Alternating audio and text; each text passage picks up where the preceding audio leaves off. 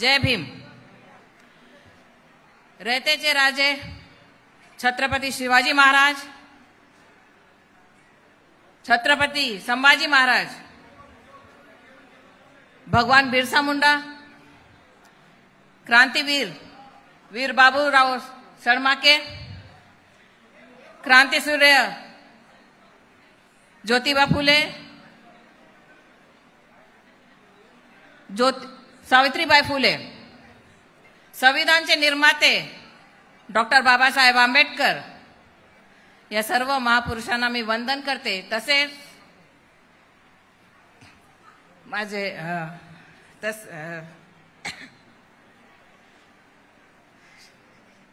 तसेच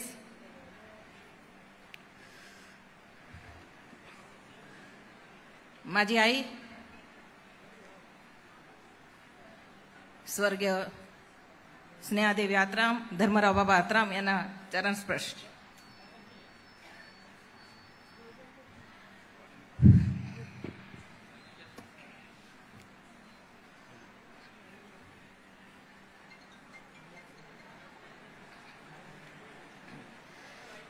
मला माहित आहे सर्वांना माझं उत्तर ऐकायचं आहे ना, की मी बाबाला का सोडली आहे।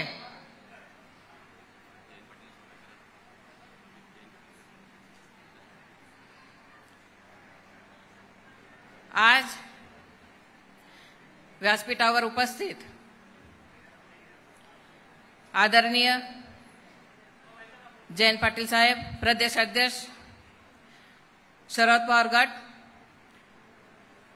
यांच्यासोबत माजी गृहमंत्री अनिल बाबू देशमुख जी, व्यासपीठावर उपस्थित आमदार भुसाराजी, महबूब शेख जी, उपस्थित माझ्या कांद्याला कांदा लावून हे कार्यक्रम आयोजित केला।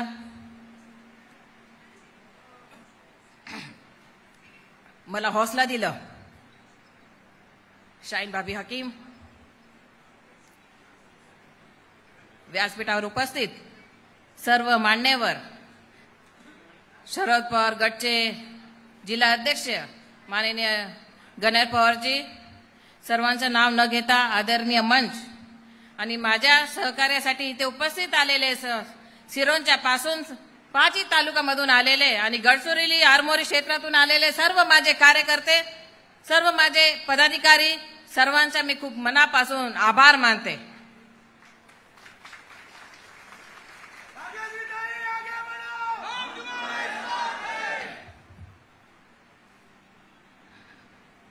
आज जे सर्वजण आतुरतेने वाट बघत होता, शिवस्वराज्य यात्राचे माध्यमाने आज जे प्रवेश कार्यक्रम इथे झालेला आहे, आपण सर्व जनतेच्या आशीर्वादाने, सर्व पत्रकार बंधूच्या समोर मी राष्ट्रवादी शरदचंद्र पवार गट मध्ये प्रवेश करीत आहे। माझ्या आधी सर्वांनी खूप आपल्याला मार्गदर्शन दिलेलं आहे। हे जे संवाद यात्रा शिव स्वराज्य यात्रा जे आहे, याच्या माध्यमाने सर्वांनी आपला विषय मांडलेला आहे। दिल्ली असो की मुंबई असो, सरकारवर टीका केलेली आहे। आपल्यासाठी त्यांनी, या जिल्ह्यासाठी, आपल्या लोकांसाठी त्यांनी काय केले, त्यांनी सर्व विषय इथे मांडलेला आहे। मी पुन्हा त्या विषयावर मी पुन्हा जाणार नाही, कारण वेळेचा अभाव आहे।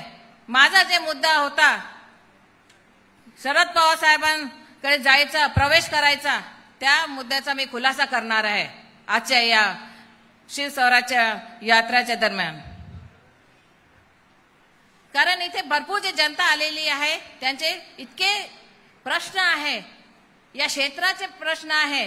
आता तुम्ही येताना आज बघितलं असेल की काय रस्त्याची हालत आहे, झलक बघितलं असेल हे झलक फक्त ऐरीपर्यंत आपण बघितलं असेल, पण आपल्याला बघायचं असेल तर पूर्ण पाची तालुक्यामध्ये झाकी दिसणार आहे.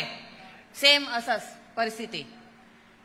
आता हे जे सर्व कार्यकर्ते जे उपस्थित आहे, किती मोठी अडचण त्यांना इथे यायला लागली, पण माझ्यामुळे माझ्या प्रेमामुळे ते सर्व इथे उपस्थित झालेले आहे. मी त्यांना खूप खूप आभार मानणार आहे आणि नेहमी आभार मानत राहणार आहे. कारण आपण इथे माझ्यासाठी इथे हजर झाला.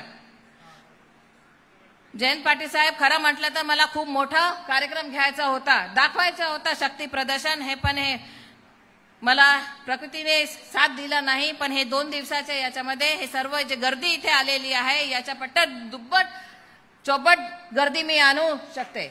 माझ्याकडे इतकं पॉवर आहे.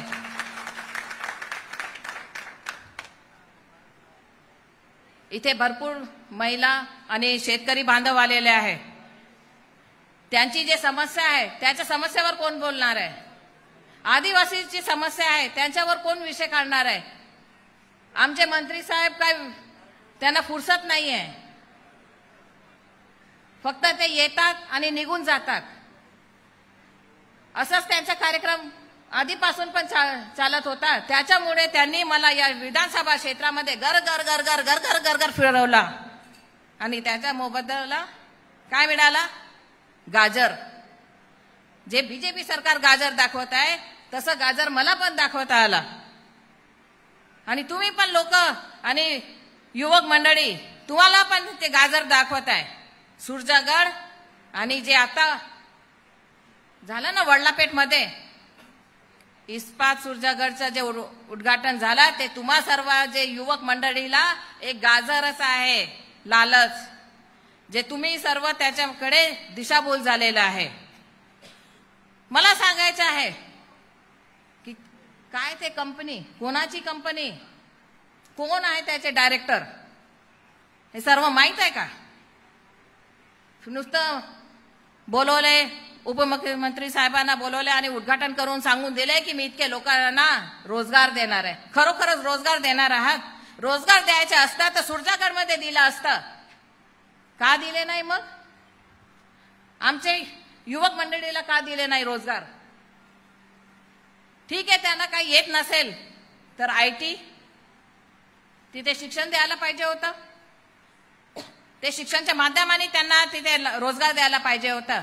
काय आपले मुलं काय फक्त तुम्ही सांगा का काठी घेऊन उभं राहिला आहे? सांगा बरं, आपले मुलं काठी घेऊन उभं राहिला आहे का? हो की नाही म्हणा.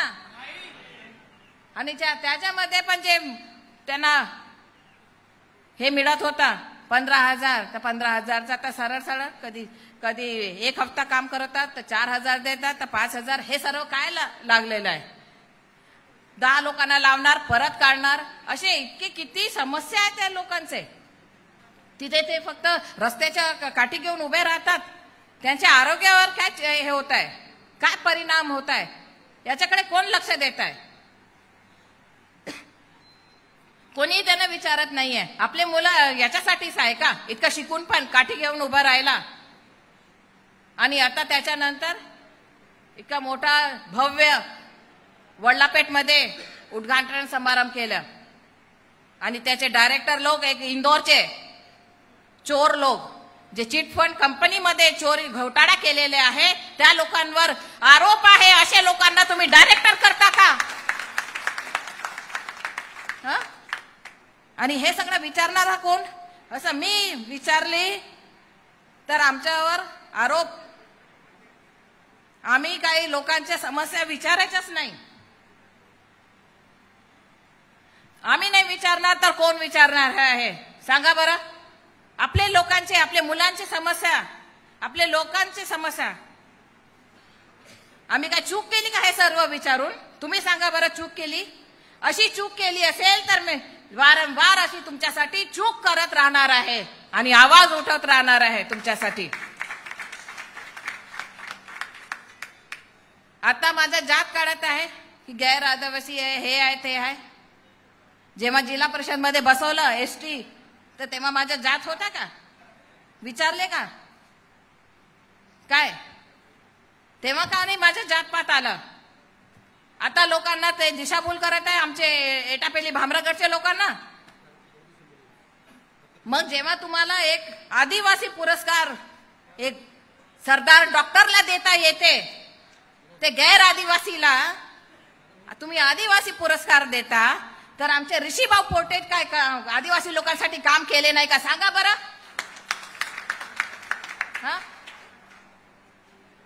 काय बरोबर आहे का नाही माझा प्रश्न?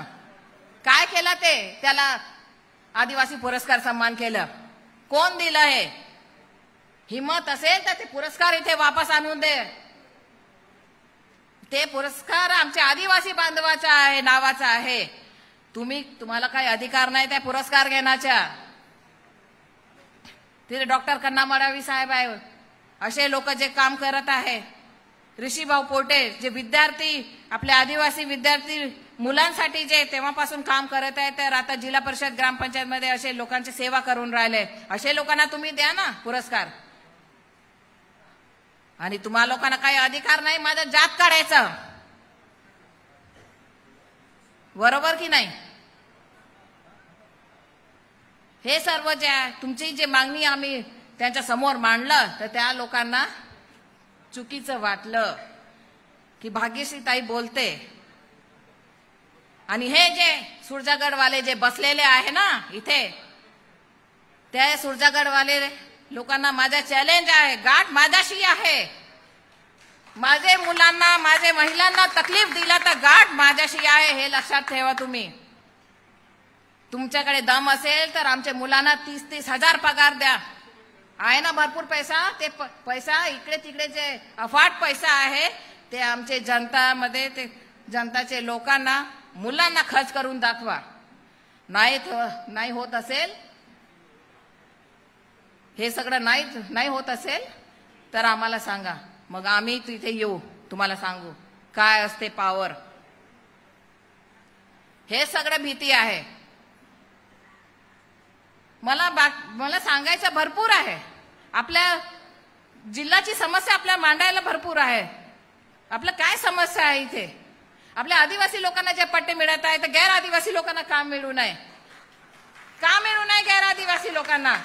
आज अमोल खासदार साहेब इथे आले असते तर मला त्यांना सांगायचं होतं, पण ते नाही आले तरी जयंत पाटील साहेब मला आपल्याला सांगायचं आहे की जे गैर आदिवासी लोकांचा जे 3 पिढीचा अट आहे ते शिथिल करून 2 पिढीमध्ये केलं, तर जसं आदिवासी लोकांना पट्टे मिळत आहे तर गैर आदिवासी लोकांना पण मिळणार। हे विषय आपण वर दिल्लीला धरून ठेवला, कारण आता आपल्याकडे 8 खासदार आहे। सर्व जणांनी मिळून हे विषय मांडला तर नक्कीच ते विषयाचं निवारण होईल। आणि जसं आदिवासी आपले लोकांना जे पट्टे मिळत आहे तर तसेच गैर आदिवासी लोकांना पण मिळणार आहे। आणि आपल्याकडे जे निधी येते, आपला जे आदिवासी बहुल भाग आहे याच्यात इतकं भरपूर निधी येते आपल्या शासनाकडून। आणि याच्यासाठी जे निधीचं आहे पाठपुरावा, जेव्हा आपले शरद पवार साहेब मुख्यमंत्री होते तर आदिवासी लोकांसाठी 9% निधी आपल्या जनतेसाठी ठेवलेले आहे। मला विचारायचं आहे की ते 9% मधून पूर्ण 100% आदिवासी लोकांना ते निधी खर्च होते का ते खर्च आदिवासी लोकांवर आपल्याला काय मिळतंय का?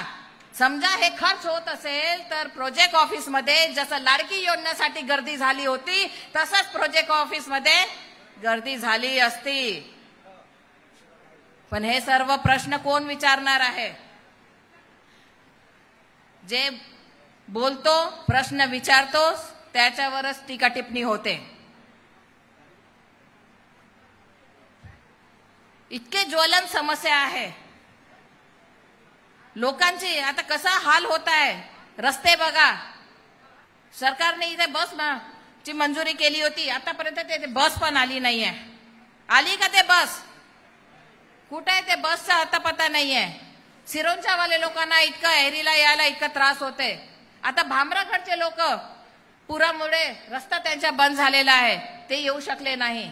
म्हणजे इतकी अशी बिकट परिस्थिती आहे या जिल्ह्याची, पण याचा प्रश्न कोणी विचारणार नाही। एकमेकांवर टीका टिप्पणी चालू आहे। आणि काम कोई करायला गेले तर त्याचा पाय ओढतात.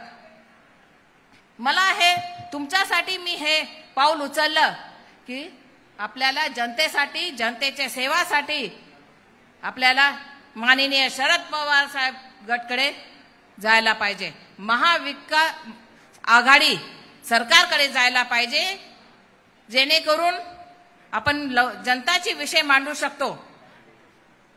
महायुती सरकार काय केली आहे, त्यांचे तर दिमाग पूर्ण बीजेपी आणि आरएसएस सारखं त्याचं झालेलं आहे की नाही? है की नाही? एससी एसटी लोकांवर त्यांचा दुजाभाव करत आहे, पार्टिशन सारखं करत आहे, आपसामध्ये झगडण्याची प्रयत्न करत आहे आणि त्या विषयावर ते काही बोलतच नाहीये.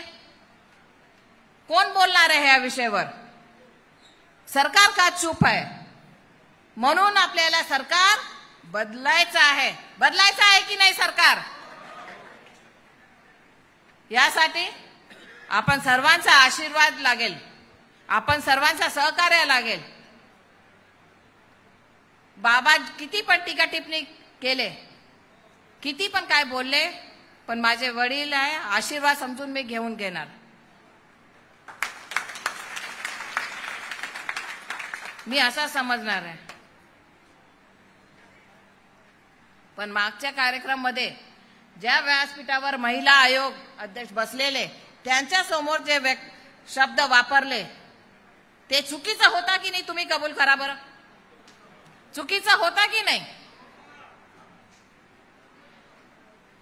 त्या भाषेमुळे आम्हाला किती दुखावलं हे आम्हीच जाणू शकतो. म्हणून मला हे डिसिजन घ्यावं लागलं अनिल देशमुखजी. कारण एक इथे म्हणतात की लाडकी बहीण योजना, लाडकी सन्मान करतात, महिलांचा सन्मान करतात, आणि दुसरीकडे तुम्ही असं एक महिलांसाठी असं शब्द वापरतात जिथे आपले दादा उपस्थित होते, त्यांनी पण काय म्हटले नाही, त्यांनी पण त्याच्यात त्यांनी आपलाच हे विषय मांडला. जेव्हा तुम्ही हे कार्यक्रम घेता तर तुम्ही बाबांना तुम्ही सांगायला पाहिजे होतं. नाही, कोणी सांगितलं? अरे अध्यक्ष मॅडमनी पण सांगितलं, भाभी बताए नाही बताए. अरे कोण बोलेगा ये सब? यासाठी मी पुन्हा म्हणणार की बाबांवर मला काही टीका करायच्या नाही, त्यांचा आशीर्वाद माझ्या डोक्यावर राहील. पण मला राग याचा आला की आदरणीय दादा त्यांनी मला म्हटले की वस्तादांनी एक डाव राखून ठेवलेला आहे, मी जे चूक केली ते तुम्ही काय करू नका. दादांनी त्या व्यासपीठावर कबूल केली. मला दादा ज्ञान शिकवतायत तर मी दादाला विचारणार, तुम्हीच आमच्याकडे येऊन जा.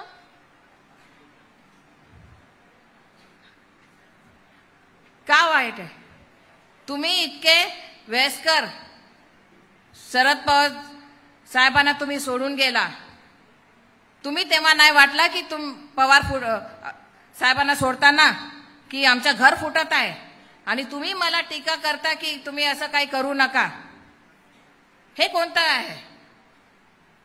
आधीच आपण स्वतः हे करा. आपण स्वतः मान्य करायला पाहिजे की आम्ही घर फोडलो आहे. मी काय घर फोडली नाही, घर फोडून जात नाहीये. मला तर पवार साहेबांचा एहसान आहे, शरद पवार साहेबांचा. कारण ज्या वेळेवर बाबांना नक्सलाईट किडनॅप करून घेऊन गेले होते तर तेव्हाच आपले शरद पवार साहेब ते मध्यस्थी करून त्यांना तिथून आणले. आणि हा आज जे आहे हे मला पवार साहेबांना हे परत फेड करण्याची मला मिळालेली संधी, हे मला सांगायचं आहे. कारण त्या परिस्थिती आम्ही तर खूप लहान होतो, आम्हाला काय माहित आहे काय घडते काय नाही. पण हे सर्व बाबांनी कबूल केले. कोणत्या त्यांच्या पिक्चर मध्ये, कोणता पिक्चर होता त्याच्यामध्ये बाबांनी स्वतः कबूल केले की मला पवार साहेबांनी काढलंय.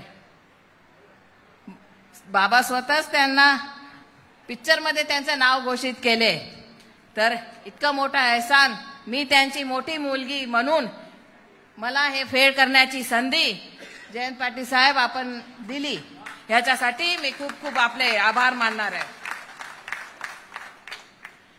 कारण पवार साहेब आले नसते तर आम्हाला पितृचा हे आम्ही काय सांगू आता की काय परिस्थिती काय झालं असतं, आम्ही काही विचार काही आता काय ते परिस्थिती मी ते काही सांगू शकत नाही. पण मी पवार साहेबांचा ते कधी पण हे विसरू शकत नाही. आणि अजितदादा तेच पवार साहेबांना सोडून गेलेले. मला अजून एक विषय सांगायचा आहे की 2019 मध्ये जेव्हा आम्ही तिकीट मागायला गेलो होतो तेव्हाच अजितदादांनी आम्हाला म्हटले होते की तुम्ही आम्हाला काय भीक मागायला आले तिकीटची, अशी भाषा त्यांनी बोलली होती. का की बाबा बीजेपीच्या वाटेवर होते की नाही, म्हणून आम्हाला ते असा शब्द त्यांच्याकडून ऐकावा लागला. आणि त्या टाइमला माझ्यासोबत आमचे जे अध्यक्ष आहे, जे गडचिरोलीचे 1 नंबरचे नालायक अध्यक्ष, ते आमच्या सोबत होते. आणि त्याच्यामध्ये AB फॉर्म मिळाला. A फॉर्म मध्ये बाबाचा, B फॉर्म मध्ये माझं नाव होता. आणि स्वतः दादा म्हटले की बाबा ते बीजेपी कडून लढत असेल तर तुम्ही घर फोडून आपल्या पार्टीतून लढा. मग तेव्हा काय फूट पडली नाही का, याचे साक्षीदार स्वतः जयंत पाटील साहेब आहे ना साहेब. आपण तेव्हा घर फुटलं नाही का, मला सांगा. आता मी घरातून निघाली, मी काय जे आरोप पवार साहेबांना लावत आहे की घर फोडले, पवार साहेब काय घर फोडले नाही. मी स्वतः पवार साहेबकडे गेली 3 वेळा. इथे जाहीर मी सांगते की मी स्वतः पवार साहेबकडे गेली, त्यांच्याकडे गेली आणि मी मागणी केली. काय वाईट केलं, वाईट केलं का मी गेली तर? मला कोणाकडे जायलाच पाहिजे होतं. हा गेली मी. आणि पवार साहेबांचा आशीर्वाद, माननीय सुप्रियाताईंचा आशीर्वाद माझ्या सोबत आहे. मी ते गर्वाने बोलू शकते. आणि मला म्हणतात की घर सोडून गेले. आता मी काल सिरोंचा वरून आलेली. आता तुम्ही सांगा, माझ्याकडे आता घरदार वगैरे काही नाही आहे. मी स्वतः बाहेर 1-2 कपड्याची जोडीने मी इथे आलेली आहे. आता मला घर पण शोधायला लागेल. मी काय ऐरीची मी मुलगी आहे, कोणाच्या घरी पण जाऊन राहू शकते. हा दुर्गेताई, बिलकुल मला कोणी काय थांबू शकत नाही. कोणी विचार करत असेल की हे बाप लेक एक आहे, पण मी आज इथे सांगत आहे बाप लेक एक नाही आहे. मी माझा आता वेगळं डिसिजन घेतलेला आहे आणि ते डिसिजन समोरपर्यंत टिकून मी ठेवणार आहे तुम्हा सर्वांच्या आशीर्वादाने. आणि तुम्ही मला मौका दिला तर आपण खूप काही काम करू शकतो. कारण मी काय काम केली आहे मला काय परत सांगायची गरज नाही आहे. कारण सर्व महिला भगिनी, सर्व लोक, सर्व गावाचे लोक सर्व मला बघितलेलं आहे मी कसं काम करते. साहेब, मी गाडीनी असे रस्त्याने आपल्याला जे रस्ता बघितला तसं एका दिवसामध्ये 3-3 तालुका मी फिरते. एक पुरुष कोणी फिरायला असलं तर सांगा, त्याचं नाव सांगा. असं कोणी फिरलं असेल तर आहे का? कोणी असे पदाधिकारी आहे? कोणी असं कोणी येत नाही. आणि जे महाराज आहे ते महाराजच आहे. आता पण ते काय सुधारले नाही. सुधारले का? नाही सुधारले. आता तुम्ही येताना बघितलं इतकं ऊन, चटचट ऊन मध्ये आम्ही आलो. महाराज आले असते का? नाही आले असते. आम्ही महिला मुली असून पण आम्ही इथे आलो आहे तुमच्यासाठी, फिरतो तुमच्यासाठी, लोकांच्या समस्यासाठी. कारण तुमची आपुलकी आहे, तुमचा स्नेह आहे. कारण तुमच्या दुःखात, तुमच्या सुखात, सर्व याच्यामध्ये मी तुमच्याकडे आलेली आहे. म्हणून तुमच्याकडून मला अधिकार आहे, तुम्हाला प्रश्न विचारायचा अधिकार आहे की नाही? मला हे सांगायचं आहे की तुमचा आशीर्वाद, तुमचं सहकार्य माझ्यासोबत असंच तुम्ही राहू द्या.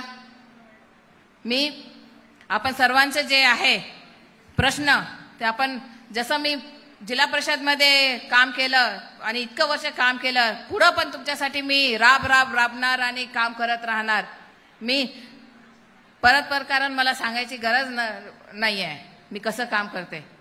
फक्त तुम्ही मला एक मौका द्या आणि ते जे मौका मिळेल तर त्याचं सोनं कसं करायचं हे मला चांगलं माहीत आहे. संधीचं सोनं कसं करायचं हे मला माहीत आहे. कारण कोणी पोटातून शिकून राजनीती येत नाही, बरोबर. आता तुम्ही म्हणणार की बाबा इतके मोठे आहे तर खुनामध्येच असेल, पण असं पण नाही. कारण ताट ठेवल्यानंतर जेवण आपल्यालाच करावं लागते, बरोबर की नाही. कारण आपल्याला पण काय शिकून आम्ही शिकलो, सगळं बघून शिकलोय. कोणी आम्हाला शिकायला आलेला नाही, हात पकडून कोणी शिकवलं नाही. हे मी इथे सांगते. रस्ता बाबांनी तयार करून दिला होता, पण त्याच्यामध्ये जे काटे सर्व जे आले गोटे ते मी स्वतः काढलं आणि ते रस्ताचा मी स्वतः तयार केलेला आहे आणि ते रस्ता तुमच्या सर्व लोकांपर्यंत जात आहे. कोणी किती पण म्हटलं की हे सर्व बाप लेकीचं प्लॅनिंग आहे, काही प्लॅनिंग नाही आहे. मी वारंवार बोलणार आहे, काही नाही आहे.